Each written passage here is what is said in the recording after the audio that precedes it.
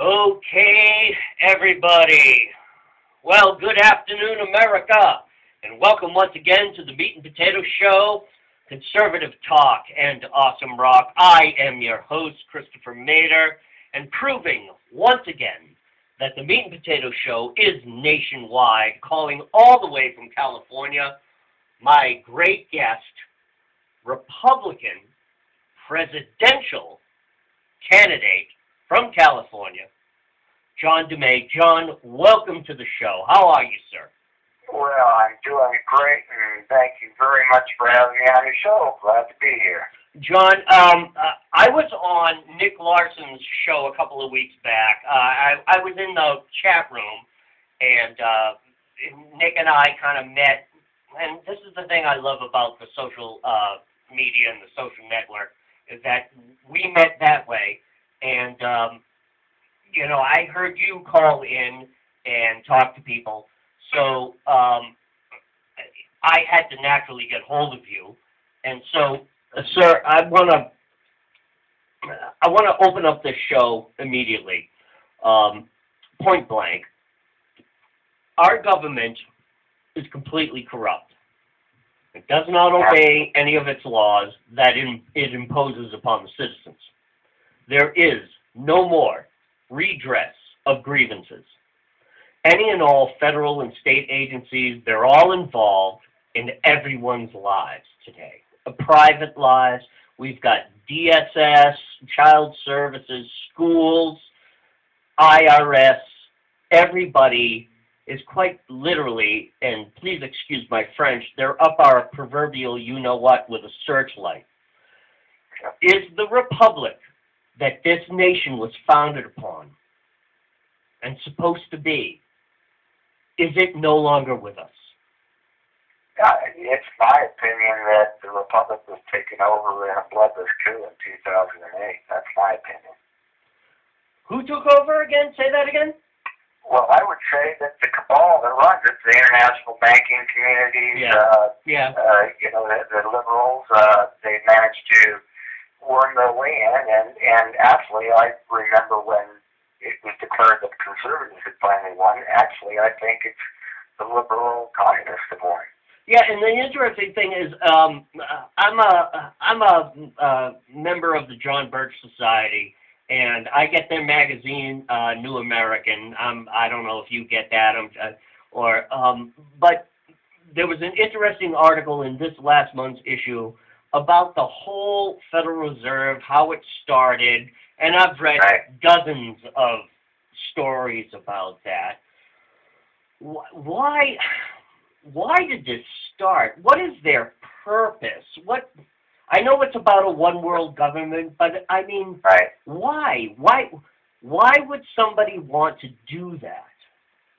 Well, it's quite simple. Now, it's been going on quite culturally, I would say, probably since late 40s onward. Right. With Roosevelt and working its way. Oh, Roosevelt! Forward. Everyone says Roosevelt was this great president. I've read dozens of things about Roosevelt. Yes, he was a good president. Okay, fine. He kind of somewhat got us out of the Depression. That was until Japan invaded us. I know, sir. Yeah, we know how that happened. Yeah, we know. But I'm sorry, sir. Continue, sir, please. No, that's okay. Yeah, getting honest, that Depression was done on purpose. It was planned out. I'm not a conspiracy theorist, trust me. I'm an historian to begin with. I went to school. I majored in history, archaeology, and you name it, I've taken the courses. But knowing what I know about it, because I wasn't alive at that particular time, the Depression was at such a state to where we had to get ourselves involved in a war. Sure. In order to bring ourselves out of that depression, because the NRA, which is National Recovery Act, and all those other programs that were put in place to deal with the depression, and because of the Dust Bowl and things like that, were really communist organizations, socialist organizations that were put in place to deal with depression. Sure, exactly. That's exactly what they were. My mother, who came here in the early 20s, She was actually born in England. She's a legal immigrant. She has her paperwork. She's no longer here anymore. So I'm first generation immigrant here. And she actually, in her younger days, she signed up for that whole World War II, the civilian branch, and to watch over.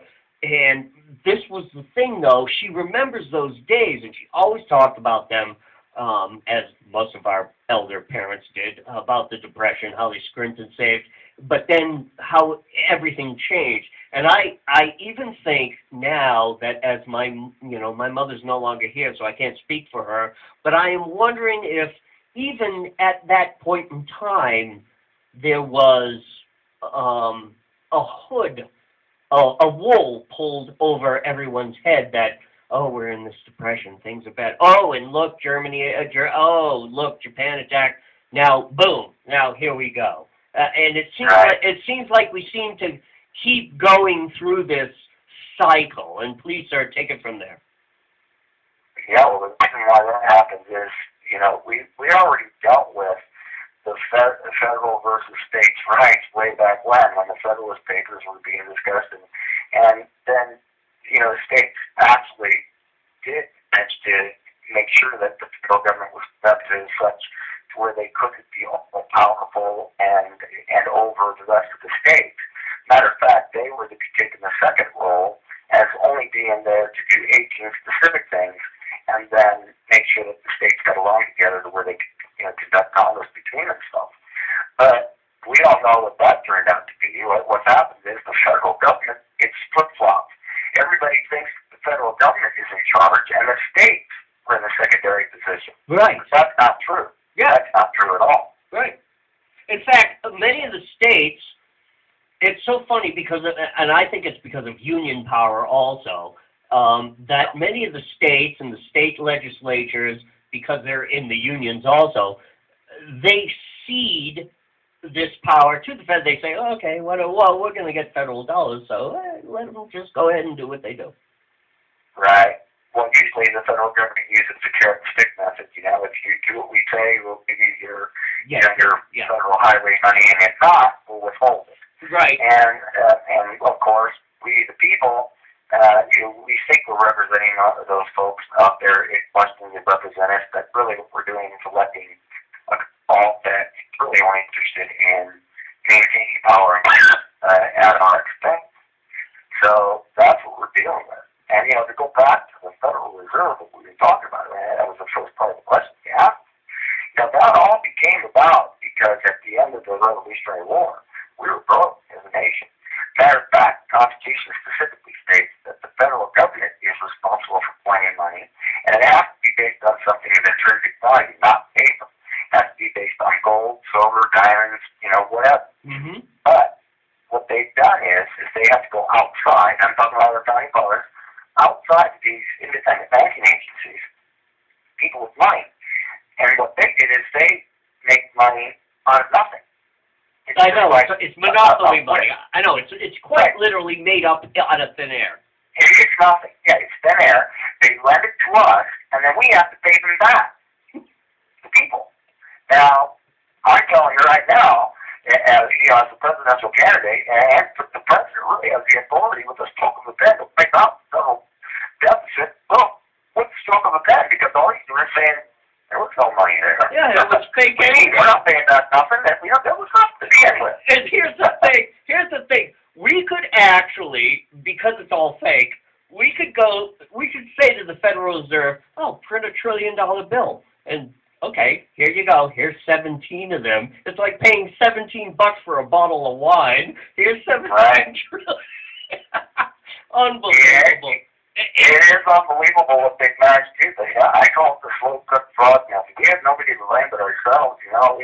We're sitting all our fat, dumb, and happy go lucky in a pan of warm water, and somebody's got a fire under us, and they've been turning that up, and nobody's getting out of the pot until it's too late. And now we're at the point right now where the boiling point is reached, And a lot of us folks are trying to get out of the pot. Yeah, we're at critical mass. We're at critical mass right now. We really are. Sir, given the propensity, though, of government programs to only grow in size, can we be looking at the potential for our total budget? And we've all seen the numbers. There's huge, I mean, it's like almost 99% entitlements, welfare, government programs. I mean, we could be looking at 100% or 120% or 150% in the next couple of years. And here's my question. Here it comes. What does that mean for our strategic balance? If we're paying welfare and deficit spending and interest rates, how can we put diesel fuel into a battleship, for crying out loud? Yeah, that's it. I mean, what we are, we're absolutely crippled and hamstrung. I mean, and it's going to be to the point to where we're going to be so busy trying just to maintain a populace themselves instead of them getting out and getting things done, being productive themselves, to where our nation will be, to be a third-rate nation, if anything. There's no way that we can continue on the way we are. There's no doubt about it. But things like me, I'm 58 years old. I've been paying into Social Security my entire life. Now I want my money back. I mean, these people have been stealing money out of my paycheck without my authority. Yeah, right. And I want that back, okay? Now, am I going to be able to get that back? Well, we got people out there that shouldn't be in this nation that are getting money that I put in that the government takes to use for other programs to help me Peter to pay Paul, and it's not going to be there for me when I need it. Right. It was supposed to be in a lockbox, but of course we all know how that story ended. Yeah, of course we do. We know exactly where it is. It's all been taken away from something else and getting put into some other program. And we have to do something as a nation, to crawl our way out of this. And there are going to have to be some tough decisions that have to be made. But the decisions that are going to have to be made are going to have to be made at the executive level. And I'm sorry to say, and I keep telling people this because they always ask me, they say, hey, John, why don't you run for a representative or a senator or something like that? And I say, it's a complete waste of time. Because being one out of several hundred or one out of 100, I won't be able to make any impact at all. I'll be completely washed out. I'll be in the background noise, and before I could even make an impact, if I was able to, I'd be long gone and dead or voted out of office. Right. And it's a pay-to-play system too, sir.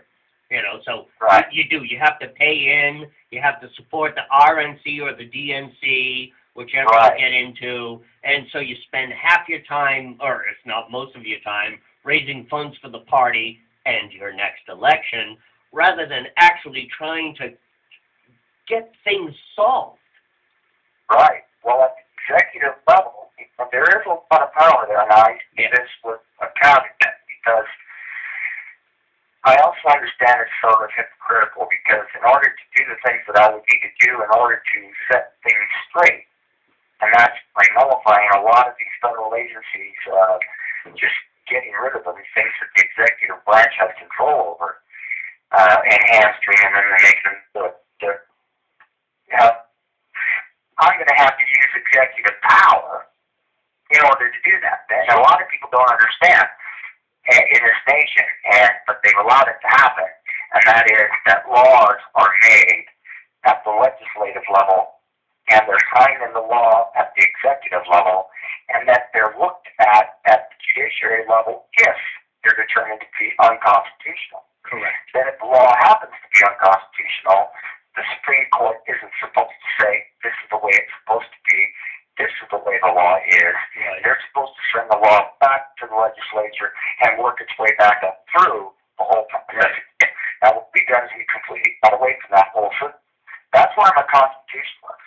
And the whole idea that I'm talking about is getting back to the original form and intent of the United States Constitution, because if we follow the Constitution, we can climb out of this hole that we're in. Easily. But we're not.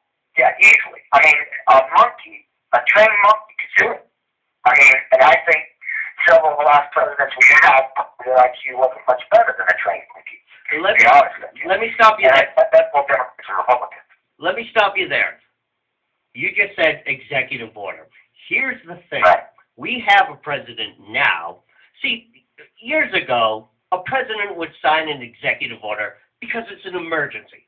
Some crap is going on.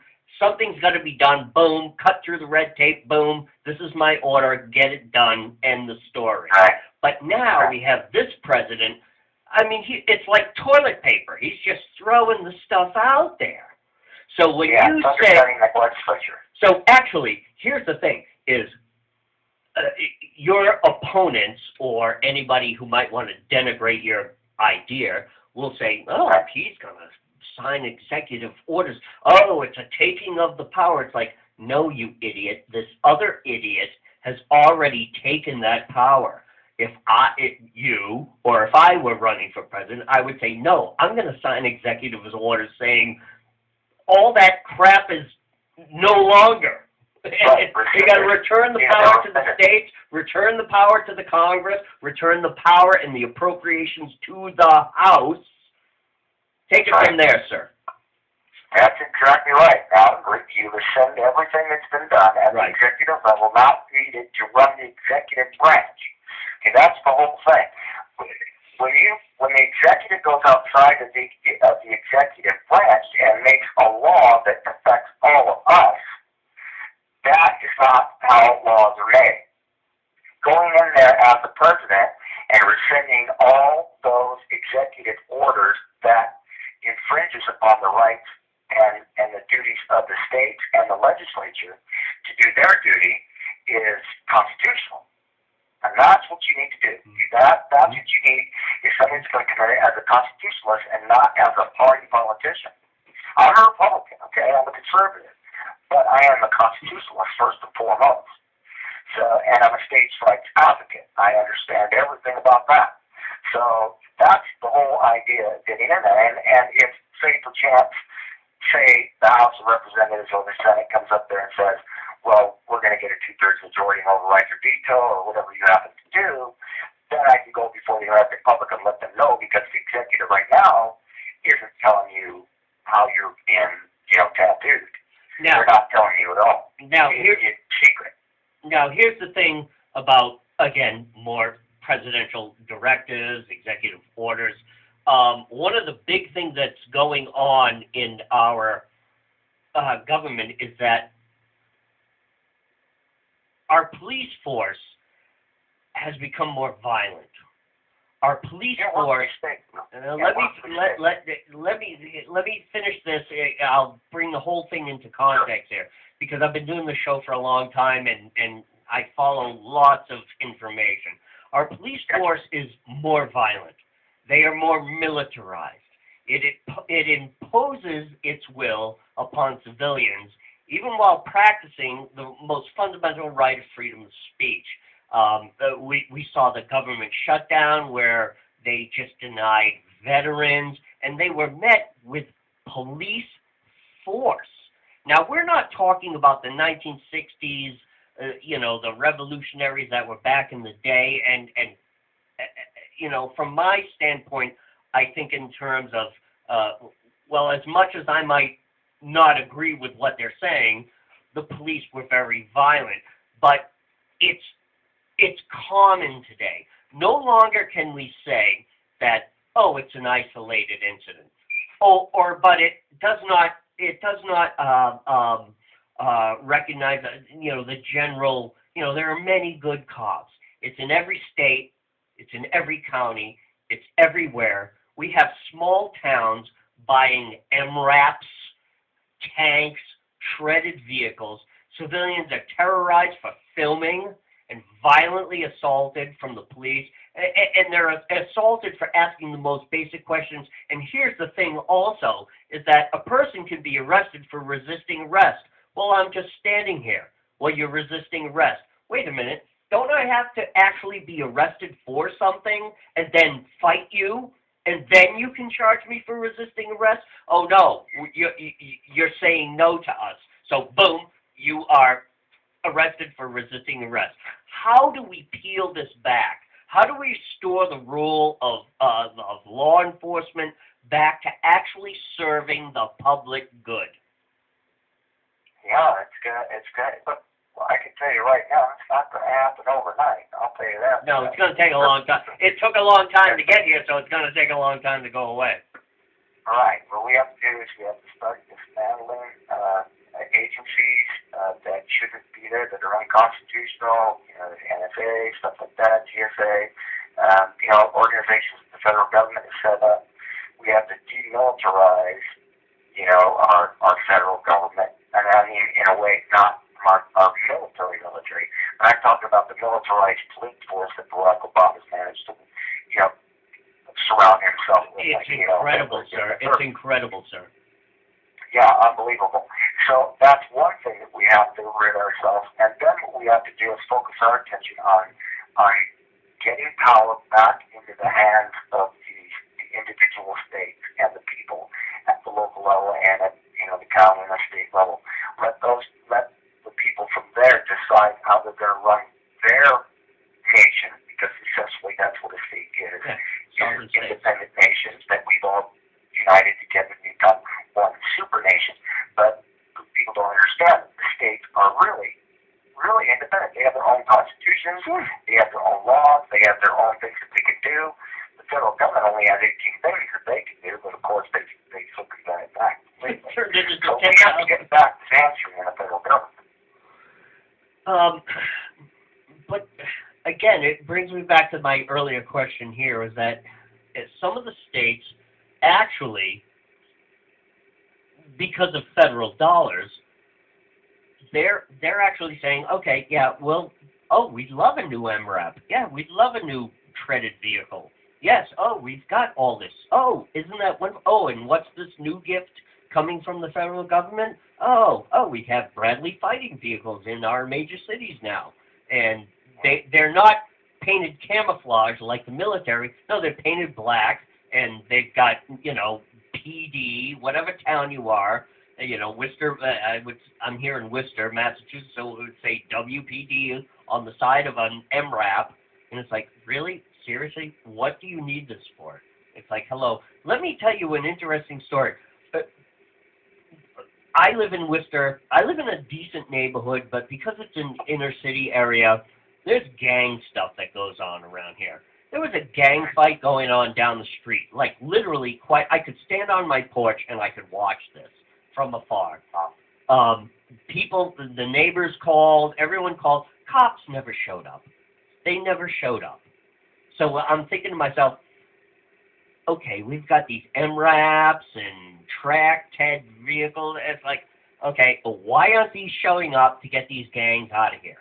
There must have been 100 people out there having a fight, smashing windows in cars, and I'm literally watching this from my porch. I'm calling 911. I know other neighbors because we all spoke afterwards. It's like, oh, yeah, we called too. Yeah, we called too. Cops never showed up. So my question is, so if you have all this multi-million-dollar equipment and you can't be expected to show up to handle gangs, then what the hell is all that equipment for? Yeah. Well, come on. I mean, it doesn't take brilliant scientists to figure that one out. It's for us. Else, right? It's for us. It's for the rest of us when we stand up and say no more. Sure. Well, that's why making a major gun grab, trying to, take away our Second Amendment so they can have complete control power. When the citizenry have 300 million guns out there, that's a force to reckon with. I mean, that is a big military. And that's a native private citizens, which we all are, whether people want to understand it or not. And something that really I don't understand is the people don't understand they are the militia. Whether they belong to one that's standing or not. Right. It's up to us. Right. Everybody. Right. Everybody's supposed to be able to come out there and defend whatever needs to be defended when it is. But you're right. The police, all they usually do is come out and just take a drum and make an outline of the body. Yeah, they file a report. Yeah, they file a report. I know. Yeah. And they're worthless, really. I see, they don't protect the serve. They just cruise and watch. It pretty much is what they do. And then, of course, we're left, the people that are, victimized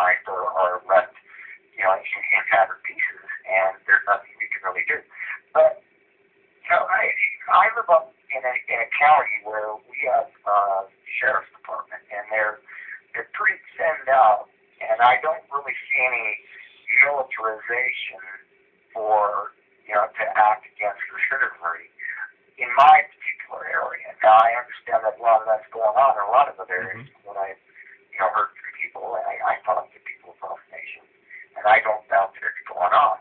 But I could see where this draft, this one world order, where they're finally going to make it to where it's the Star Trek Federation, where we have one world president and all that kind of stuff, is the way to go. It's not the way to go. Well, I'll tell you right now, Mr. Dummett, if we could, I would jump on board that Star Trek thing that you just said, if it was exactly as we all know Star Trek is supposed to be. A better world, we know our money, we work to better ourselves, we explore, we learn, we make that evolutionary jump, but that's not what these guys are after. It's all about control, it's all about power, isn't it? Yeah, that's what I think it is, but even then the Star Trek world model kind of scares me a little bit. I think I would be for it if it was based upon the United World, based upon the Constitution of the United States. I could understand that but I don't really particularly like the idea of everybody going around making the same amount. And to me, it smacks of socialism and communism and lack of freedom and liberty to do what an individual is capable of doing using the sweat of their brow and by their own hands. Right, sir. But the point I was making is that if we could actually live towards that tenet of what you said, that everything does progress and be better for we cure diseases. We explore. But no, you're right, and you're right. That's not what's going to happen. It is all about power and control. I want to move on here, sir, in the interview here. I don't know if you're familiar with the filmmaker Dennis Michael Lynch, but he produced two brilliant documentaries titled, they're the same title, it's just part one and part two. They Come to America. I met this man several months ago. I have his movies, and he exposes the myth of this so-called undocumented worker coming to America simply for a better life.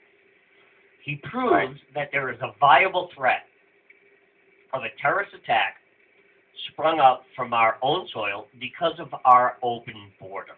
In fact, in his movie, he actually filmed it. He literally went to ground zero down there on the border and filmed all of this. And he uncovered that there was this one scene in the movie where there's 65 people captured. And two of them, once they got all the paperwork and figured everything out, two of them were actually, as I just said, well, I have no job, I just want to come to America. But the rest of them, criminal records, several of them were, well, you're not Mexican. Oh, no. They found out they were Iranians or some from some other Arab country. There were also Chinese, and it's like, oh no, I want to go work for a country. It's like, really, seriously, wait a minute. So when we hear people like Janet Napolitano, John McCain, Marco Rubio, they all want to pass this amnesty thing, and they're saying, oh no, our border's fine, don't worry about it. Obviously, these people never watched Dennis Michael Lynch's movie, and I watched both of them. I have 2 signed copies from Dennis Michael Lynch. It's an incredible, if you ever get it, ladies and gentlemen, on the Meat and Potato Show, Dennis Michael Lynch, it's called They Come to America. You've got to see this. But anyway, John McCain, Napolitano, Rubio, they all want to, Schumer, they all want to pass this amnesty thing. And they insist the border is secure. And that when you, me, Dennis, anybody talks about this and says, oh, wait a minute, look at this thing. Oh, no, you're a racist. Oh, no, you're a racist. Take it from there, sir. Yeah, well, I'll tell you right now, there's no doubt in my mind that, well, first of all, we do not enforce our borders. We're probably the only nation in the world that doesn't do it. Now, I don't know if you're aware of this or not, but I am one of the first people to file a lawsuit against Barack Obama for not being a natural-born citizen. I've been following that with Ohio, all the world shakers. I'm involved with that. I still have active cases in California against that. And the reason here is what I really question is why is it that we can't question a president's status to be eligible to be president? And I mean, we're thwarted at every angle we try just to find out if he's eligible. And then you ask yourself, okay, we know he's Muslim, we know that. Okay, now we know we don't watch the borders. And why are we getting this roadblock? And I was wondering, I was going, okay, either an asteroid's coming in to obliterate the world, and it's all going to be over in a couple of years anyway, so why rock the boat? Or that we're fully aware that there's terrorist cells within the United States, all over in each individual state, in strategic locations, ready to either detonate a nuclear device or a dirty device or some other terrorist act, where it won't let us pursue an illegal usurper sitting in the White House. So there's no doubt in my mind, because I know I used to live down at the border. I lived in San Diego, I lived in Coronado, and I lived down in Benita, which is right near the border, near the San Ysidro border. And I understand what's going on with illegal immigration. And my whole idea about that is to deport every single one I come across, and then pass on along across the nation wherever they hail from. And I'll use racial profiling, and I don't care what I got to use to get down to the bottom of whoever is in this country illegally, because they're here as criminals. Illegal immigration is a criminal act. That's right. Crime. Exactly. And that's just call it what it is. Right. Don't try to, make it, sound nice. Oh, they're here because they're poor and they're just trying to make money. It's less than 2%. It's less than 2%. Yeah. If you have 100 people coming across a border, 1, maybe 2, are actually here because, I just have no job. I just need to feed my children. The rest of them are criminals. Right.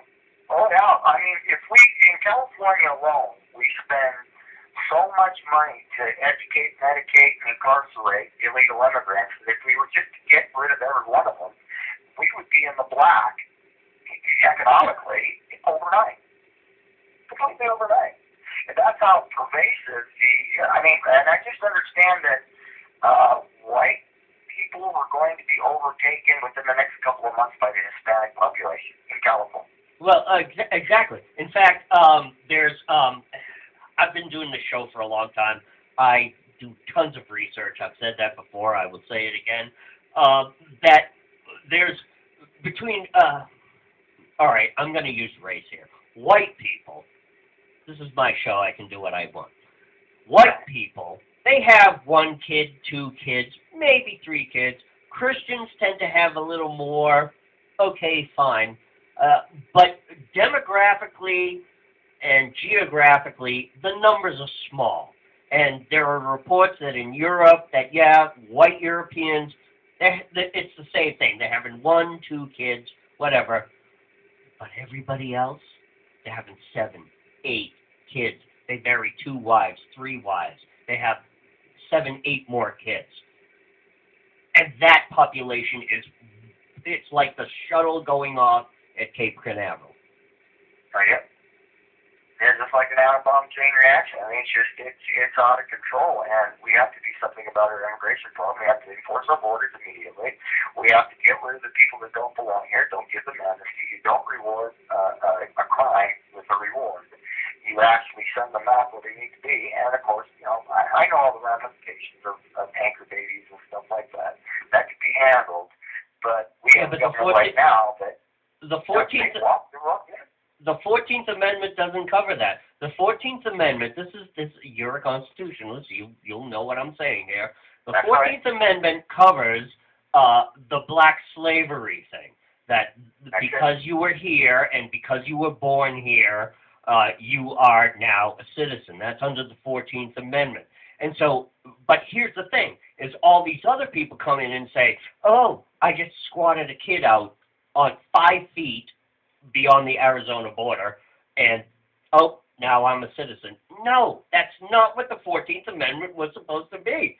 This is right. You're a constitutionalist. I've studied the Constitution. It must be observed to its originality. That 14th Amendment was specifically for black slaves.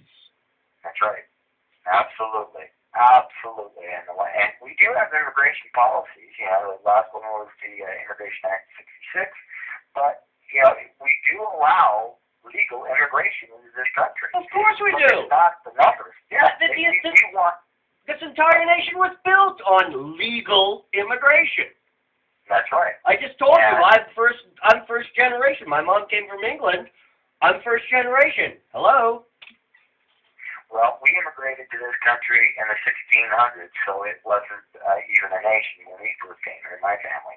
But bottom line is that's exactly right. That if people don't understand it, that the amendment was, you know, it was done right after the end of the Civil War, and it was to take into account how they were going to deal with the issue of the slaves becoming citizens, you know, how much of a vote they were going to be counted as, and all that kind of stuff. It had nothing to do with people flooding into this country illegally. Exactly. Let's move on here, sir. Let's go on to elections and voter fraud. Rampant voter fraud is a growing national threat. I have spent some considerable time actually researching this issue. I'm currently working on a multi-part expose on this in my blog, and the overwhelming evidence I have uncovered points directly to the Democratic Party. There's some Republican voter fraud. It's local, it's small, but it's not a national trend. The national trend is towards the Democratic Party and their affiliations with organizations like ACORN, and there's a new one called the New Organization Institute, and this is the organization that I'm covering in my expose on my blog. But these organizations are the cause of, and they are also the benefactor of, voter fraud. Because if they can get enough Democrats elected, then the Democrats are going to send them more money to get more Democrats. You see, it's a vicious cycle here. Okay? And attempts to get more voter ID, it's labeled as racist. Oh, you're disenfranchising this group, that group. I'm sorry, don't you have a Social Security number? I know I have a Social Security number. Don't you have a driver's ID? Or even if you don't drive, don't you just have a normal ID? And if you go to the liquor store, don't you have to show your ID? And if you have to, show up at a bar, or if you have to just show up somewhere at the courthouse or whatever, and they say, oh, who are you? Well, here's my ID. Don't you have that? It's like, so how can requiring people to have an identification, how can that be racist and disenfranchising minorities? And how are the progressives able to keep beating this dead horse? Yeah, well, we all know that a national identity card wouldn't be at all unreasonable. We all have, like you said, in California, you can either have a driver's license or you can have an identification card. It's no big deal. I don't even think it's really an infringement on a right or even anything that's going to really impact you down the line, even though they may have information about you, who you are, which is a good thing, I think, in these times. But, the chip that they're proposing on implanting in your arm. Oh, the RFID, right.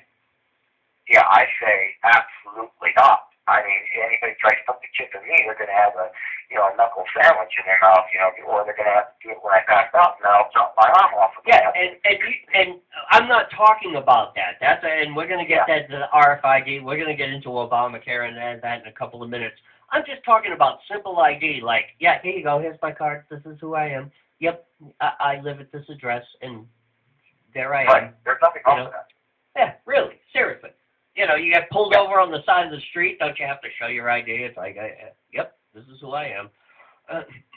But can we expect voter fraud to increase until we become quite literally a one-party state. And like I said earlier in my statement, is that, these organizations are working through voter fraud to elect more Democrats, and then when they get more Democrats, they give more money to these organizations that promote more voter fraud, so that we eventually become a one-party country.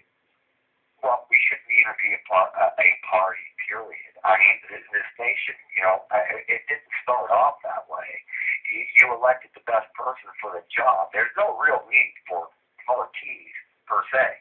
And the thing is that it has evolved into a situation to where whoever happens to get out there with the most money usually ends up getting the one that gets elected.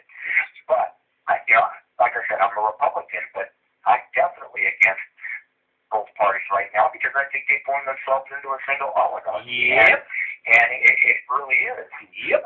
Where they have a tag team situation going on to where, okay, we'll rule now, in 8 years you guys will rule, and it's all meant to keep these people in power, and we're not getting people that the people want to see elected. What we're getting is a menu to select from, and that's something that we definitely got to get away from. If we don't get away from that, then we'll never be able to fix it. Oh my God, that is so true. I don't know how old you are, but I'm 50 years old.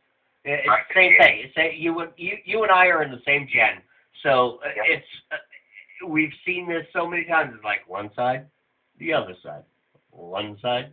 Yes. What's that line in the Who song? The band The Who. Meet the new boss, same as the old boss. Yeah, that's right. Yeah, that's right. Exactly right. Yeah. We won't get fooled again. Right. Yeah. I understand all that, and this is why I'm fighting, really to get people to understand. Don't vote for a party. Vote for a constitutionalist. Think about the person that's going to be thinking about, what is their relationship to the Constitution, how they're going to help lead this nation using constitutional principles rather than party principles. And until we get past that, I don't think really we're going to make any headway at all because we're just going to be keeping elected. Here's an example. What just went off, the Tea Party had the biggest golden opportunity to really make an impact in this country. And I helped with the Tea Party out to get it organized out here in Northern California in Sacramento. That's what it was called, taxed enough already. Right. That's basically what they were worried about, was being overtaxed.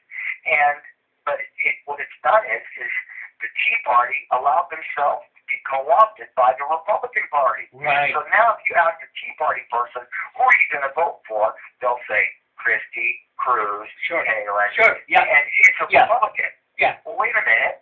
Where's your people? Sure. Where's the people that represent the people? No.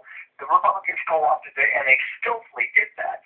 I'm not against Republicans. Trust me, I am a Republican. But the bottom line is we're just going back to that same single-party situation that we have going on right now, and that has to stop. Right. Meet the old boss, meet the new boss, same as the old boss. Sir, my fear is that this administration will create some sort of false flag, either this year, because it's an election year, or in the next election cycle, and possibly impose a dictatorship. I know this sounds conspiracy, but given what Obama does, how he just throws executive orders out like toilet paper, and the ability of our government to manipulate the message and the fawning of our liberal press will surely back that play. We already saw a few months ago that, all the executive heads, all the pundits came to the White House, and that meeting was, promote Obamacare. Promote Obamacare on the lamestream media. I can say with some certainty, though, that the military will not back that play. And this brings me back to what I said about the militarization of our federal police force. But, however, this still leaves a heavily armed and large federal police force. The potential for a violent confrontation, not seen since the Civil War, is quite possible if we get to that point. If we get to that point, let's say, like I just said in my statement, a false flag incident, and Obama says, well, because of this, that, and the other thing, I'm suspending elections this year so that we can secure America and protect the liberty and blah, blah. You know, he goes on television and says, if this scenario plays out, how bad can we expect it? And do you think that it is actually possible? Yeah, I certainly do, and that's what I fear about the most. But I'll put a qualifier on that, and here's what I would say. I would say the incident that would have to take place would have to be an overall dictatorship takeover, and that every one of us are cognizant of the idea that we have been taken over as a dictatorship. Okay, that's where we lose our liberties, our rights, everything. We're running around like, it was 1939 Germany. But if it's anything less than that, if we can't even get out there as a people and get behind a non-partisan or really not partisan, but so much as a non-professional candidate, not only for the presidency but for other offices and stuff like that, how in the world are we going to organize an armed insurrection to regain control of our country? I say that's an impossibility. I think the possibility of some triggering event like a false flag event or something where, and because they're doing it right now, I mean, we can see it happening daily. One right now, Iran is a tinderbox right now, ready to go off. And of course, what's going on in Libya and Syria and stuff like that. We shouldn't even be in Afghanistan anymore. There's no reason for us to be in Iraq, really, and we have no business being in Syria or anything like that. But, it'd be that hard to have some of these terrorist cells that are running loose in the United States. We know that they're there, to come up with some sort of, several hits in several major metropolitan areas in the United States, and then that would allow the American people to say, hey, we got to get some power to the federal government to do something about it, to protect our liberties, to protect our lives. That's right. And then I give Obama that power to become a dictator. And once that happens, we are talking 1939 Germany. And then that would probably trigger off an event. But I just, I really don't see the organization out there, to be able to do that in a cohesive way. Because right now, like I said, what I'm seeing personally, just by running for president as I am, and I'm making a lot of sense, and I mean, I'm talking to people, usually anybody comes across me, they go, hey, this guy's got it. He knows what's going on. We'd really like to support him, but he doesn't stand a snowball's chance in hell of getting elected because he doesn't have the money, he doesn't have the party, he doesn't have this, yada, yada, yada, yada. But the bottom line is we can't organize to do that. So how are we going to organize to start, to get up against this, false flag event or a dictatorship where he tries to go for a third term? I mean, I tell you, that would be the straw that broke my back if that happened. Because really, when they call a national emergency and they call out, a martial law, the federal government has never done it on a national level. In my lifetime, anyway. They've done it for specific events like natural disasters and stuff like that. But I've never had it happen to where we've been declared martial law in my lifetime. And I'll tell you what, I don't see any reason for it, even if they were to attack several cities in this country, where martial law would be necessary or even justified. Well, my point is because of our reactionary media and our reactionary government and our reactionary society, you remember the Boston bombing? I'm here in Massachusetts, sir. You remember that, the marathon bombing? We had military, MRAPs, people just opening up their doors saying, yes, officer, come in my house and openly search my house. It's like, are you kidding me? I would be like, go F yourself. Get out of here. The guy's not here. You know what? I would even say to the cop, and please excuse me, this is my show. Yeah, I'm sitting here I'm having a few beers. I'm smoking a joint. Leave me alone. The guy's not here. Get the F off my property. Go to the next guy's house. Get out of here. But I would But I would be perceived as, he's resisting arrest. And they would. They'd kick in my door, and they'd push me on the floor, and they'd rip my house apart, and, of course, not find anything, which is what I told them in the freaking first place. Right. But it doesn't matter. Right. Well, I'll tell you that. 1976, a police officer came over the house because I got in a fist fight with about 5 different guys. And the cop actually walked in our door. And my father walked over to the door, grabbed the cop by the shoulder, turned him around, and actually kicked him in the ass out the door. And said, "What are you doing walking into my house?" Been there. He said, "Go get a warrant." Been there, done that. Yeah. Yep. And I mean, if you do that now, those jackboot trucks would be bashing your door in with that air, man. That's exactly what they'd be doing. I'll tell you that right now. If you don't do that, oh boy, don't do that now. And the thing is, sir, if you did that, I did that, the guy next door did that, it's breaking and entering, you violated somebody's rights, you know, you endangered the family, but because they have a badge and a uniform, they do it, and it's like, oh, well, we were mistaken, it was the wrong house, oh, well, we want an investigation. Okay, here's an investigation. We're going to let the fox actually watch the hen house. Okay, all right, fine. All right, well, no, this person did this. We're going to give them a 6-week suspension with pay, and, you know, we'll put something in their record, and then, whoa, wait a minute. The guy broke my friggin' arm. The guy friggin' pushed my daughter to the floor. The guy smashed my dishes in the kitchen looking for something. Well, you know, where is our liberty, sir? Down the toilet. That's exactly what's happening, and we're allowing it to happen. You know, like you and I, we would, you know, where's your warrant? You know, go ahead, knock a building down. You know, you're going to get answered with gunfire. Not one piece of legislation passed in the last 100 years has done anything to expand freedom and liberty. There was a time during our early days in our Constitution where the Constitution had to be amended and things had to be fixed, and it was always geared towards expanding freedom, expanding liberty. But now, every act, even including the Civil Rights Act, and on the Meat and Potato Show, ladies and gentlemen, I'm not saying that the Civil Rights Act is a bad thing. I'm glad it happened. But even that act created agencies, layers of government, more rules, more regulations. It separates the citizen from the right of private contract with another citizen.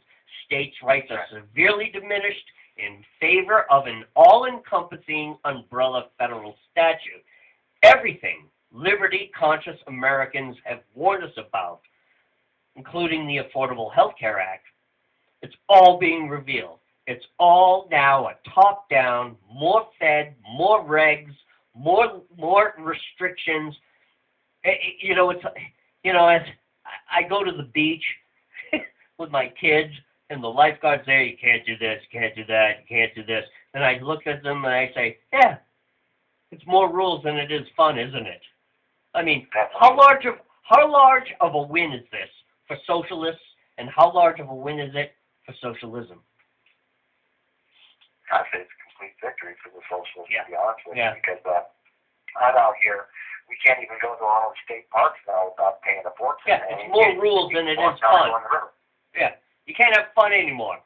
Can't use a boogie board. Well, somebody might get hurt. What? I'm at the beach. I'm having a good time. Leave me alone. And then the cops show up and say, Yeah.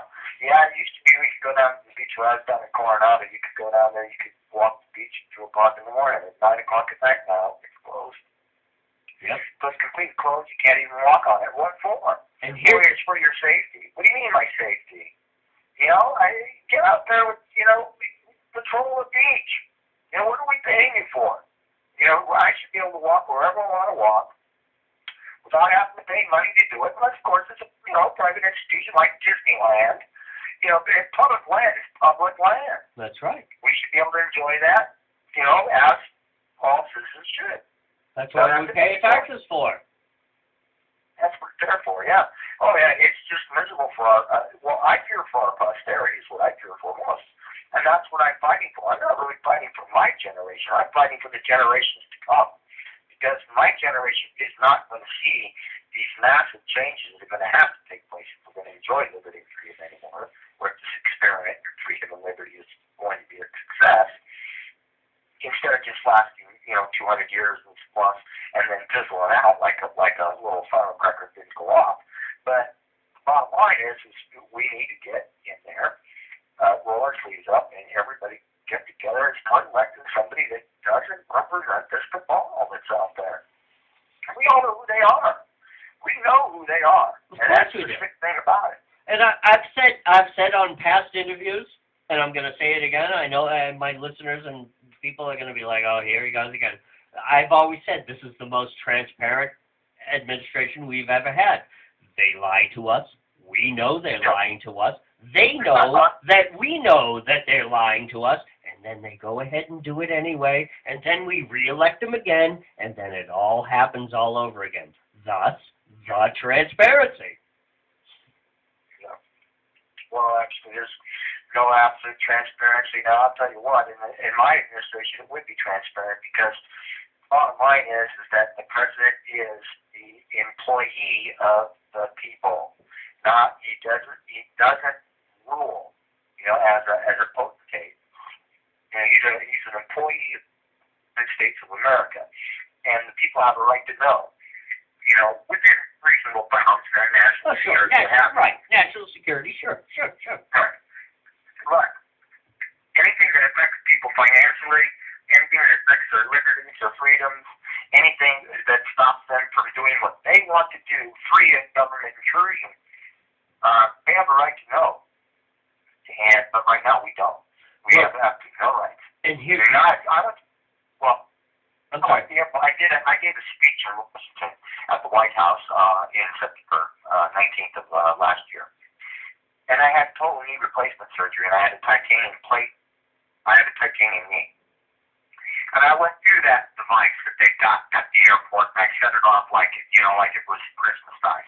And it was just unbelievable, the stuff that I had to go through just to get on an airplane and go give a speech at the White House. You got an anal probe. No, it was unbelievable. I had to go through that little device, they check your package out and everything like that, Man. It was unbelievable. I was going, listen, here's my knee. I rolled up my knee, my pants leg. I said, look at that scar. This is not a real knee. But, I had to go through I had to jump through the hoops for my safety. No. I'd rather have that plane crash 100 million times with me in it than to have them make me go through that machine. Okay? Because it infringes upon my right. Whatever I want. Oh, but wait a minute. I can't even watch me get on the airplane. Oh, but wait a minute, Mr. Dummett. I'm sorry, again, it's my show. I'll say whatever I want. But a certain person wearing certain garments and proclaiming a certain religion, he can go through, because that would be profiling. Right. You're racially profiled. So be it. It makes me so sick to death. It's not grandma with the gray hair, in a wheelchair, getting on the airplane is going to bomb the place. You know who it is. Come on, guys. And here's the thing, too. Here's the thing, because I have, in my job, I work with Arabs, Muslims, and, like I said, they are that 2%. That 2% is like, no, I came to America. I want to be here. My children go to school. They love this place. Yes, they practice their religion and they reject the radicalism. But even they understand. It's like, yes, we understand why we have to be pointed out. We don't like it. We don't want it, but we understand it. And here's the thing that the people that I work with have said. It's like, we just give them our information. We just tell them. And after a while, it just goes away. Nobody bothers us anymore. And it's just the country taking care of the problem. It's like in Israel. Israel has incredibly strict immigration, incredibly strict border crossing. It's unbelievable. But once you pass the test, it's like, yeah, come on in, sell your fruit, do your stuff. We don't care. You know, it's fine. Go on. And people say, oh, Israel, it's apartheid. It's this horrible country. It's like no. Arabs serve in the Knesset. They serve in the police force and the military. It's because they know it's like, yeah, I want to be here instead of over there. That's why I'm here. Right. That's right. Yeah. All right, let's move on. I'm sorry, sir. You want to say something? No, I'm fine. All right. Common Core. Let's move on. Common Core is another great federal intervention into our private lives. And few states are resisting. There are some states, I think it's like 5, that have said it's really bad. I've done some research on this. Michigan doesn't want to fund it. There's like 4 or 5 states that they're questioning it. But a few states are resisting, but thanks in part, because like we talked about earlier, many of the states themselves and the local unions in that state, who never met a government program or funding project they didn't like, they're adopting this. Now, we already have dumbed-down students. These dumbed-down students are now older now. They're having children of themselves, and they're sending them to an even more dumbed-down school system. This, coupled with a carte blanche amnesty program, will it drive down standards until they are non-existent? And what is the projected result we can expect? Yeah, we can have exactly what we've got, and I'm definitely against Common Core, and you're absolutely right. It's not really so much of a coming down, it's an indoctrination process. Yeah. Essentially what it is. And if we continue to allow it to happen, essentially what we're going to have is we're going to have mind-numb robots running around here that can be easily controlled. But is that the plan, though? That's the plan. Yeah, that's the plan. Of course. Of course that's the plan, and anybody with any IQ can figure that out. Look, the only thing we need to be teaching our children in school at the grade school level is how to read, how to write, how to do arithmetic.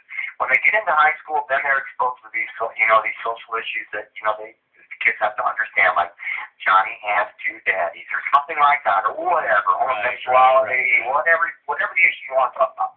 But essentially what we're doing right now is we're hitting kids with it too early, and they're not able to grasp the concepts they're using. We're putting down our children to the point to where we're not going to be able to compete in the world environment, because right now all we're doing is producing a population of consumer. Yeah. And not producers, where they're coming up with these things that we need, like the sciences that keep us technologically ahead of these other countries that would see us wiped out in an instant. So then what do we have to do? Okay, I'm in the information technology business. I'm a computer programmer. I'm a computer programmer analyst, so I'm up there pretty hot. What we do is, I'm in a government agency. It's Fish and Wildlife out here in California. But what we do is we hire contractors, and where are they coming from? They're coming from India. Now, why are we having contractors coming into India? Because we don't have bright people out here in this country that can do the work, because we dump them down. Yes, the point is that we're losing our self-sufficiency, and once that happens, if we're not able to do the things that we need to do as a nation and survive, that means like keep up with our technology, keep up with our government, keep up with our whatever social issues and problems that we have in this country, that is right and ready for a second. And here's the other thing, too. Is that, you say, why can't we get Americans in here? I think a part of it has a lot to do with our hiring policies, our reliance on you have to have this education, that education, you need to be certified in this, that, and the other thing. And I can understand that. There has to be some sort of, playing field where a person is qualified. But there are millions of Americans, and I think to myself, I have a 5-page resume. I know how to think outside the box. Now, a person might say to me, well, you're not exactly qualified for the job. You don't have this education. You don't have that. So what can you offer me? Because I can think outside the box. I can work with people. I know how to figure out a problem. Even if I don't know exactly what the problem is, I know who to call, what to do, how to bring in other people who can solve this problem. We can work this thing out. But we have this mentality in America where you've got to have this amount of education. Now, here's what's going on, is that we do have many Americans with this huge education. Even they can't get these jobs. Go ahead, sir. Well, that's absolutely true. And, of course, definitely part of the reason of that is that we've sourced out just about every kind of work that we've got in this nation for our educated people to do, just for the sake of saving a few bucks. And, of course, we all know that all the jobs that have been sourced out or sent overseas, they can take advantage of slave labor, non-existent environmental laws, or government regulations that prevent people from even wanting to have a business to provide the jobs for the people that need them out here in this country. So we definitely have to do something along the lines of getting our jobs, our businesses back here to this country, working here instead of gone. What we become is a nation of servants, to where instead of, out there producing things, inventing things, being a leader of technology and stuff like that. And innovation. Innovation,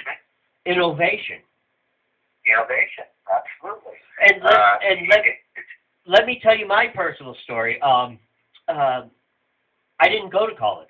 In fact, I'm actually a high school dropout. Right. But what I have done, everything in my life, I have done myself. I started a business.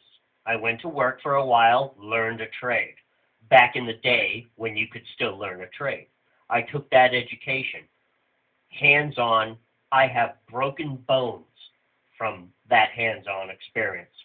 Went out, started a business.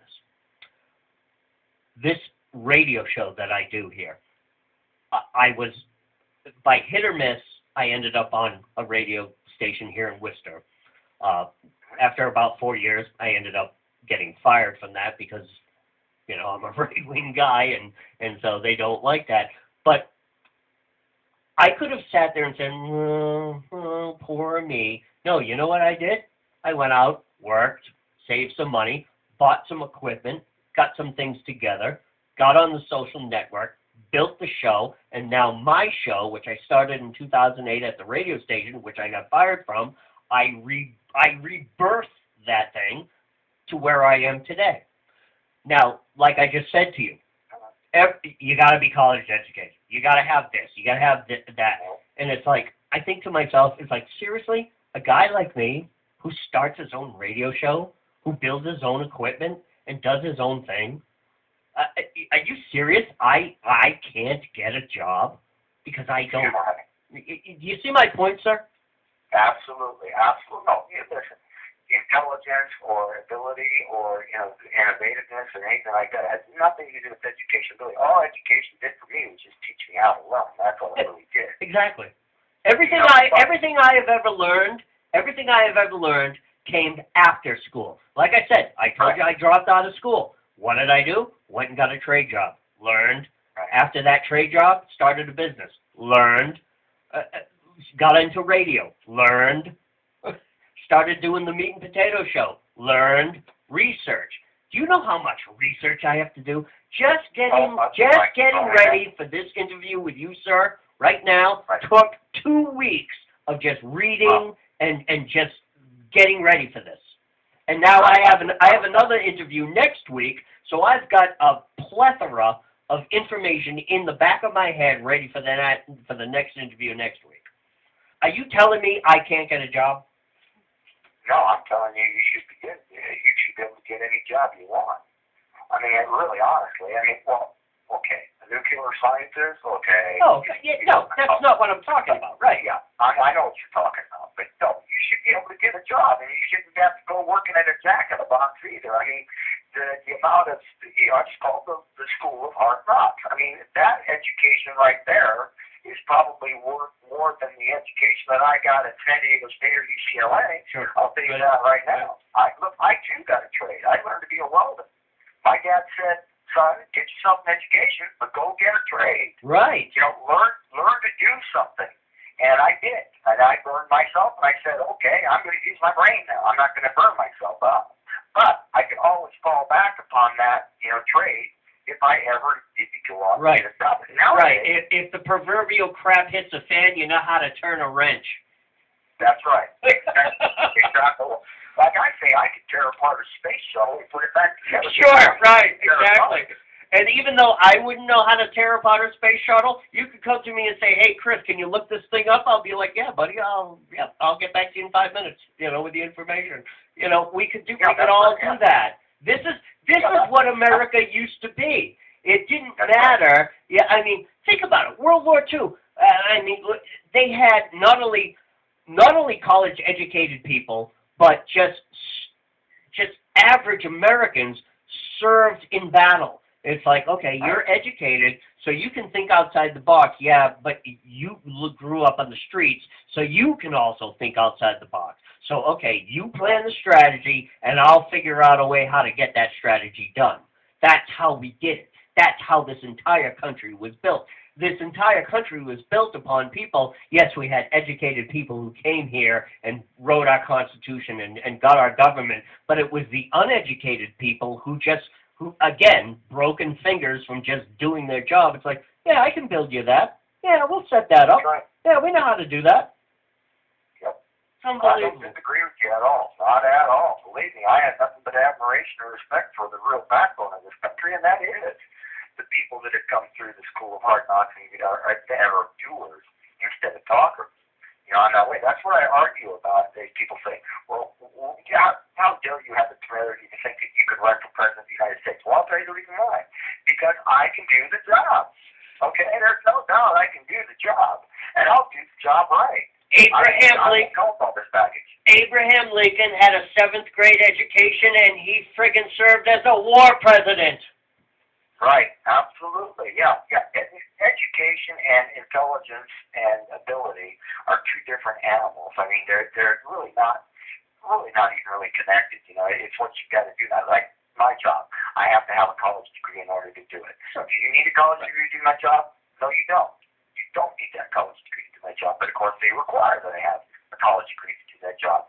But that's just more government regulations and stuff like that. But I'm with you 100%, and I do understand the contributions that more than not have come from people that are just normal, common, ordinary folks that have gone out there and rolled up their sleeves and went to job, went to business. Mr. Dummett, this has been an incredible interview. I want to thank you for your time. Sir, I wish you the best of luck. I want you to give my audience your campaign information, websites, anything you want to give to my audience, and because the videotape's running down, we've got to cut this off here. We've gotten over an hour of interview here. Thank you so much, sir. Give your information. Yeah, well, it's been a pleasure being here with you. The easiest way right now to get a hold of us, because we were in the exploratory phase of it. Now we're kicking into a higher gear, and things are going to come up. But right now, the best way to get a hold of us is through our Facebook page. We will have a professional web page up here soon, but the Facebook page would be Dummett for President. That's DUMMETT for President 2016. You can get a hold of that. You can Google my last name. You can get a hold of me. Also, coming up on the 29th of this month, if you go to that site, you'll find I'll be on a national radio show that's in 30 markets. You'll be able to listen to me there if you want to. And basically, at that campaign page that I gave you at the very beginning, you will be able to sign up to help, donate if you want. And if you want things to stay the way they are, go ahead, ignore me.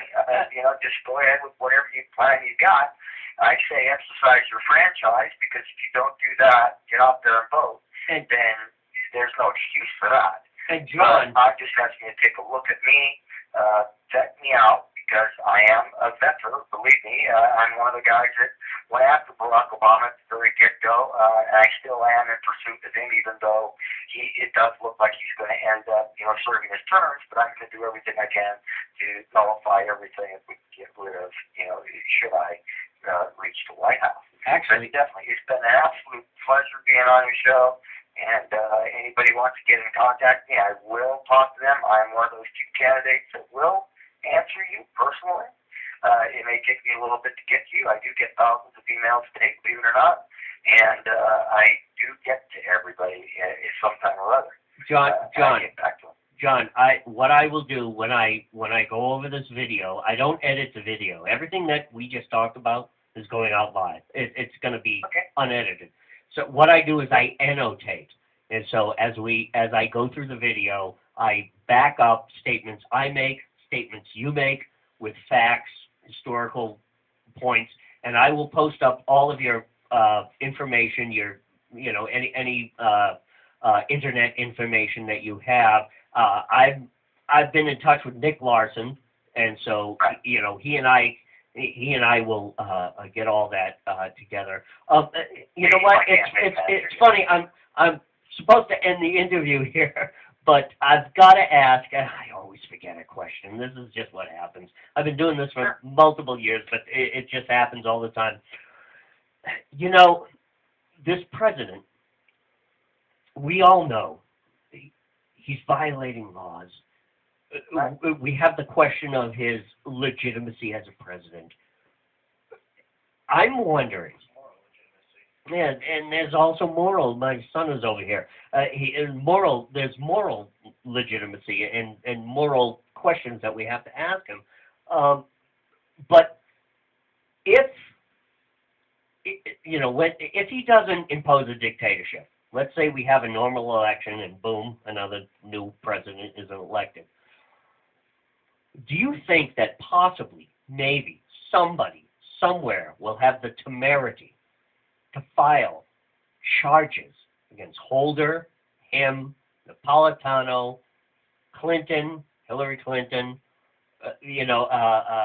what's his chief of staff there, just people in his administration, because we can see this. It's in our face. I mean, Bill Clinton got impeached, not thrown out of office, but he got impeached for a blowjob. Nixon resigned the entire office of the presidency over 18 minutes of missing tapes, even though he turned over hundreds and hundreds of hours of tapes. It's that 18 minutes. Tapes, what tapes, right? Right, exactly. But this is what I'm saying. Back in the day, it could have been the simplest thing. Andrew Jackson, he was impeached back in the day over, I think it was an affair or something that he had, something that was going on. But yet this president is openly, blatantly, in our face, committing high crimes and misdemeanors as per our Constitution, and nothing is happening.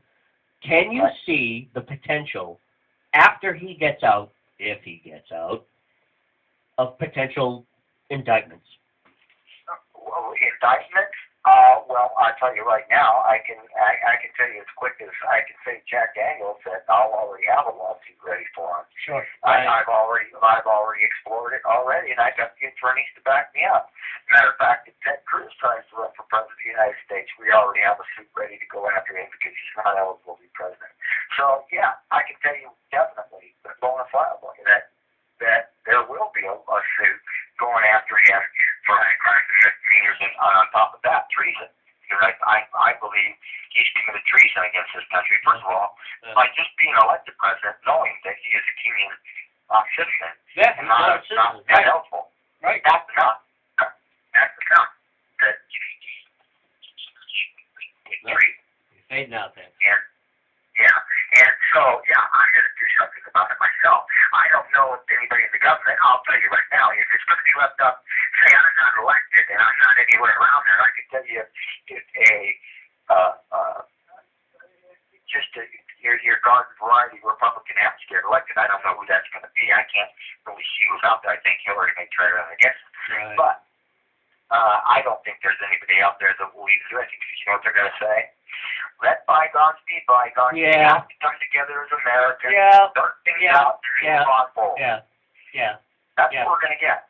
And you know what? As a citizen of the United States, I would rather have a new president who pursues this and have another 4 years of okay, problems are not being solved in this country, as long as you guys are pursuing this damn thing. Because once you pursue this damn thing, then we can get to the problems. Right. Well, you looked at my platform, and the head of my platform exactly. As swearing in, I'll be wearing sneakers so I can run to the Oval Office where there's going to be a stack of indictments. I mean, that's my first act as president. Yeah. I make no bones about it. I said that's going to be the first thing. We're going to get to the bottom of this scandal that took place with letting all these businesses off scot-free with a free pass, let them go bankrupt and sending them off with millions of dollars.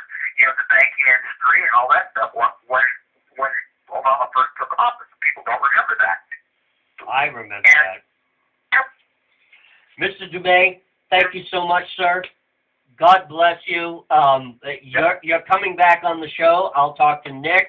We'll get you hooked up again. Good deal. It's going to be interesting. And the funny thing is this is the first time that I've spoken to a presidential candidate. I've been doing this congressional and senatorial interview series since 2008, and you are literally the first to come on as a presidential candidate. So what I want to do is it's 2014. We're gonna talk. You and I are gonna get to know each other very well, and we're gonna talk, and we're gonna keep going over this year, next year, because I mean 2016 is when it comes to elections, 2016 is tomorrow as far as we're concerned. We all know it. I know it. Yeah, but that's why we got such an early start. Exactly. Yeah, that's why we got going. Good. Mr. Dummett, ladies and gentlemen, Christopher Mader, the Meat and Potato Show, my great guest from the state of California, communist. I'm sorry, man. Land of fruits and nuts. Yeah, fruits and nuts. You are behind enemy lines, my good man.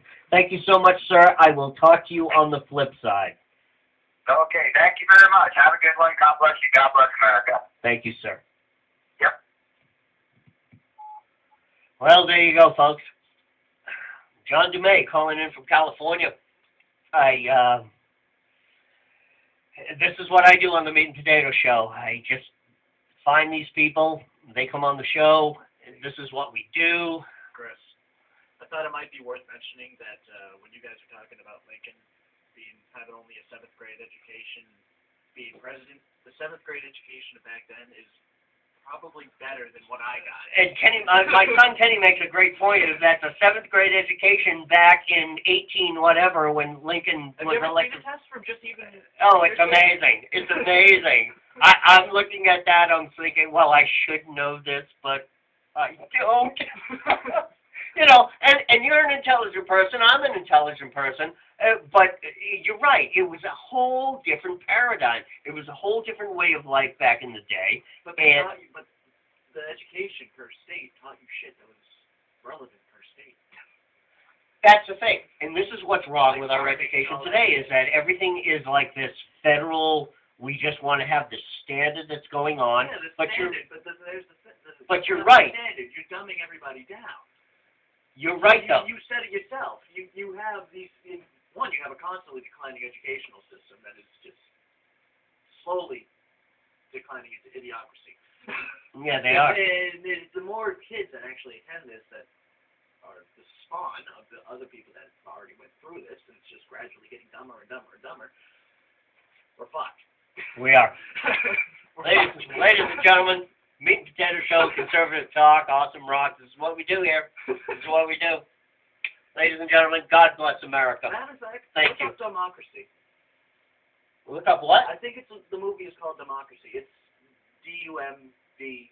Oh, Dumbocracy. Oh. It's about that subject, actually. It's just the United States and the world in general. Oh, we'll have to look that up. We'll have to get that on YouTube. All right, I got to end the tape. I got to go. Peace.